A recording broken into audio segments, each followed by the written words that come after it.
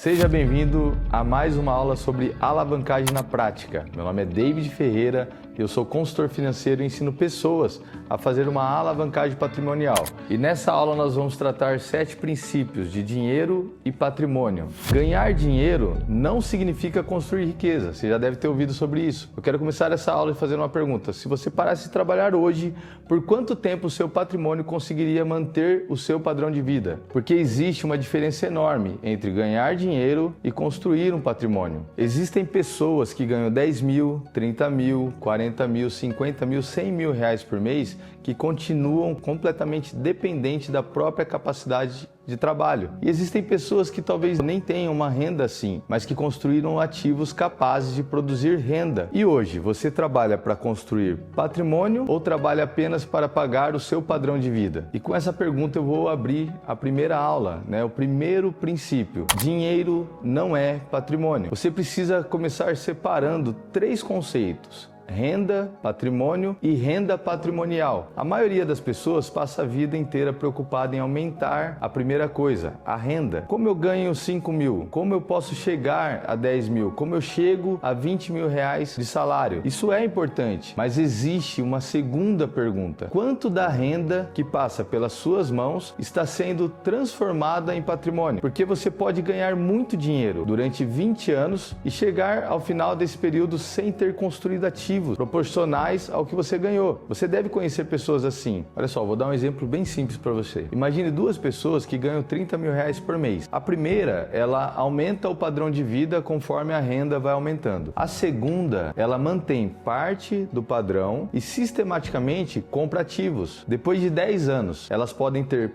tido praticamente a mesma renda acumulada e situações patrimoniais completamente diferentes. Agora, se eu olhar para tudo que você ganhou nos últimos 5 anos, quanto disso virou patrimônio? O seu extrato, ele mostra quanto dinheiro passou pela sua vida, mas o seu patrimônio, ele mostra quanto ficou. Renda, ela vai pagar as suas contas, mas o patrimônio, ele vai comprar a sua liberdade. E agora nós vamos para o princípio 2, patrimônio parado também tem custo. Agora eu quero quebrar uma segunda crença, Ter patrimônio não significa necessariamente estar financeiramente bem estruturado. Você já deve ter visto isso. Imagine alguém com uma casa quitada de 1 milhão. Essa pessoa, ela tem um patrimônio, mas aquele 1 milhão pode estar economicamente improdutivo. Isso não significa que ela deveria vender essa casa. A pergunta correta é: esse patrimônio está cumprindo qual função dentro da minha estratégia financeira? Isso daí, ele é um capital imobilizado, O empresário, ele vai entender isso muito facilmente. Uma máquina parada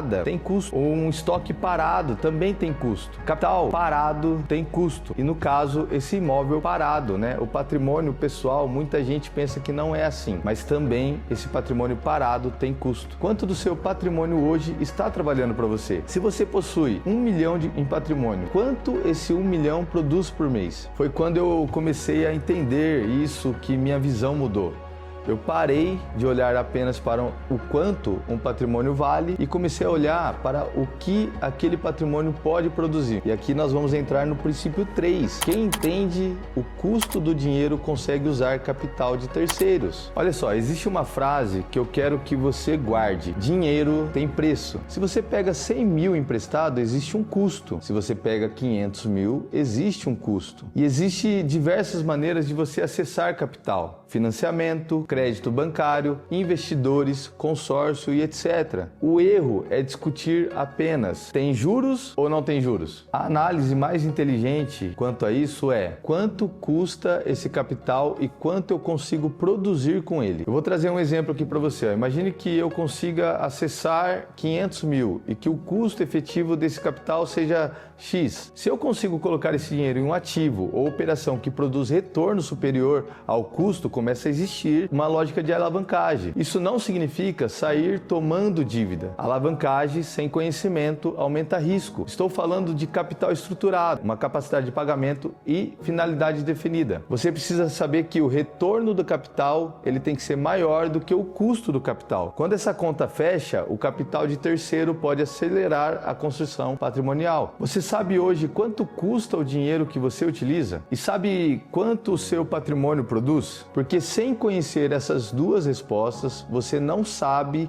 se está alavancando ou simplesmente se endividando. Bom, agora nós vamos entrar no princípio 4. Não é apenas sobre quanto você tem, é sobre quanto você consegue controlar. Imagine alguém com 200 mil. A mentalidade tradicional pergunta: o que eu consigo comprar com 200 mil? A mentalidade de alavancagem pergunta: quanto patrimônio eu consigo estruturar utilizando esses 200 mil? Você entende a diferença dessas duas coisas? Essa mudança, ela é enorme. Em vez de necessariamente utilizar todo o capital para adquirir um único ativo à vista, dependendo da estratégia, aquele recurso pode participar da aquisição ou estruturação de ativos de valores superior. Então você chega a um conceito. Riqueza não está apenas no patrimônio que você possui, está também na capacidade ou na sua capacidade de controlar esses ativos de maneira financeiramente sustentável. Você está usando o seu dinheiro para simplesmente comprar coisas ou para construir uma estrutura patrimonial. E é por isso que eu estou mostrando aqui para vocês a alavancagem na prática.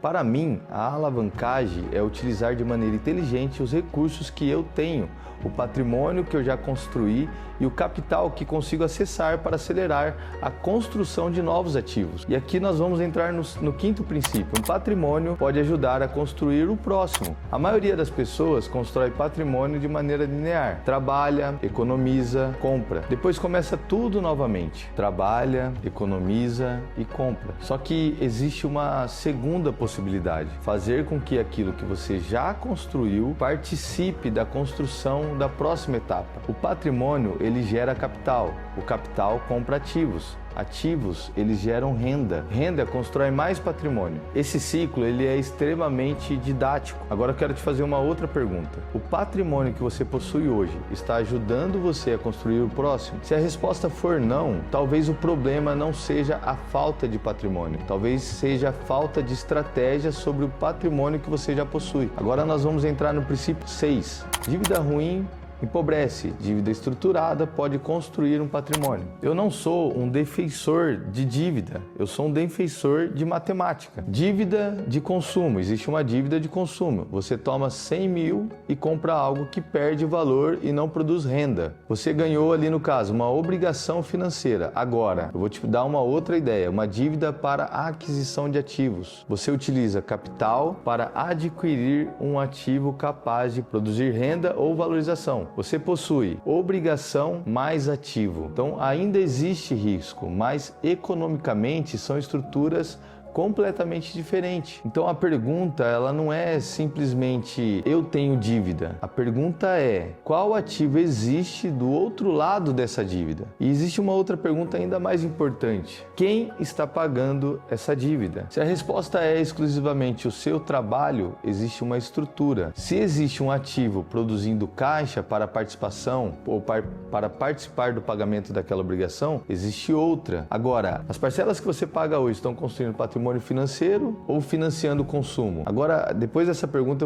a gente vai para o princípio 7. O objetivo não é dinheiro, é liberdade. Bom, depois de tudo isso, né, talvez pareça que essas aulas, né, ou essa aula seja sobre dinheiro, mas não é. Também não é sobre imóvel e muito menos sobre consórcio. É sobre liberdade. Liberdade para escolher quanto trabalhar. Liberdade para estar com a família. Liberdade para não aceitar qualquer oportunidade simplesmente porque precisa pagar as contas. Liberdade para atravessar momentos difíceis. E liberdade para decidir o que fazer com o próprio tempo. Então lembra das perguntas que eu fiz no início? Se você parasse de trabalhar hoje, por quanto tempo o seu patrimônio conseguiria sustentar a sua vida? Talvez hoje sejam 30 dias, talvez 6 meses, talvez 5 anos. Construção patrimonial significa trabalhar para aumentar essas respostas. O patrimônio que você está construindo hoje está aproximando você da vida que você quer viver amanhã? Depois que eu entendi esses princípios, comecei a enxergar dinheiro de uma maneira completamente diferente. Eu parei de perguntar apenas quanto eu ganho, comecei a perguntar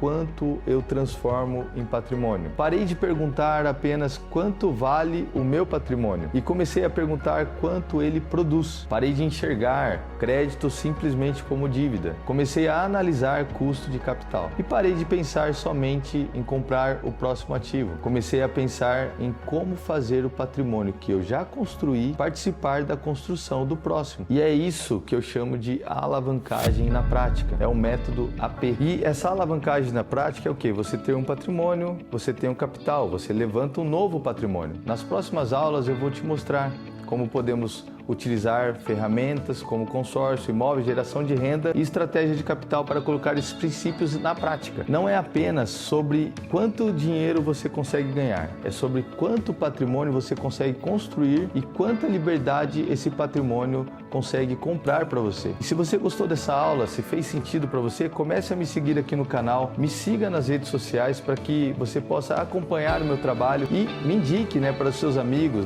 compartilhe esse vídeo no grupo da sua família, no grupo dos seus amigos, para que possa chegar para mais pessoas informações como essa, e eu vou te ajudar a fazer uma alavancagem na prática. Até a próxima aula.